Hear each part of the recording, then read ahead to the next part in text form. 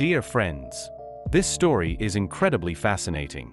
It is about a beautiful princess who decided to marry a crow because she saw a prince hidden within him. Let's begin the story.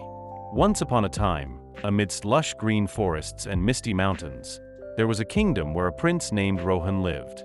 He was brave and kind-hearted, ruling his people with wisdom and strength. But one day, while traveling alone in the forest, he encountered a witch lurking in the shadows. She had a long-standing grudge against his family and cursed him, turning him into a crow, a creature doomed to live in the anonymity of the dark forest. Now trapped in the form of a crow, Rohan lost his voice and the life of royalty he once knew. He was left to fly and survive in the wilderness alone. Days turned into months, and Rohan almost gave up hope of returning to his true form. One afternoon, a beautiful princess named Sonia was returning to her kingdom through the forest. Suddenly, she heard the cry of a lone crow perched on an old twisting branch. Its black eyes were filled with sorrow and mystery. There was something in those eyes. To her surprise, the crow didn't fly away. Instead, it moved closer and bowed its head as if it understood her words. Every day, Sonia returned to the forest, and each time the crow awaited her. She grew attached to the small bird and found solace in its silent companionship. Eventually, she decided to bring it back to her palace. There, the crow sat on her shoulder as she strolled through the royal gardens. She shared her secrets and dreams with it, considering it her closest friend. Over time, Sonia began to feel deeper emotions for the crow, an inexplicable bond that was stronger than mere friendship.